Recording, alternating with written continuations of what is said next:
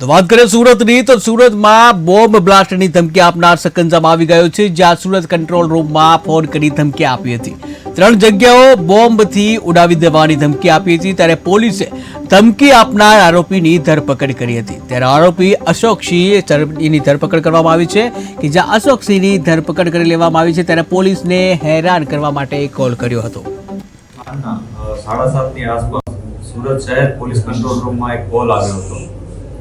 આ કોલમાં કોલરે એવી વાત જણાવી હતી કે મોડી રાતના 23:55 એટલે કે 11:55 આસપાસ સુરત શહેરમાં 3 જગ્યાએ બ્લાસ્ટ કરશે।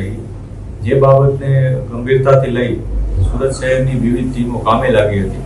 આ કોલરનું મુખ્ય લોકેશન ઉધના શહેર પોલીસ સ્ટેશન વિસ્તારમાં આવતું હતું, તેથી ઉધના શહેર પોલીસ સ્ટેશનની ટીમ, સુરત શહેરની એસઓજી ટીમ અને ક્રાઇમ બ્રાન્ચ આ બધાએ ભેગા મળીને આ વિસ્તારમાં કોમ્બિંગ શરૂ કર્યું હતું। કોમ્બિંગના છેવટે પોલીસને જે ટેકનિકલ ઇન્ફોર્મેશન અને હ્યુમન રિસોર્સ આ બંને ઇન્ફોર્મેશનના આધારે એ માહિતી મળી હતી કે આ વ્યક્તિ આ જગ્યાએ બેસેલ છે, તેથી પોલીસ ત્યાં સુધી પહોંચી હતી।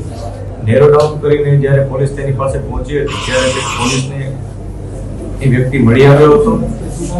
વ્યક્તિનું નામ અશોક સિંહ છે, તે મુખ્ય જોનપુર યુપીનો રહેવાસી છે મૂળતરે, અને અત્યારે ઉધના વિસ્તારમાં રહી રહ્યો છે।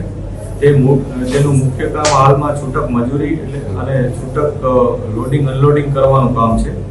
એ વ્યક્તિએ પોલીસને પરેશાન કરવા માટે આ પ્રકારનો કોલ કર્યો હોવાનું અમને પ્રાથમિક માહિતી મળી છે।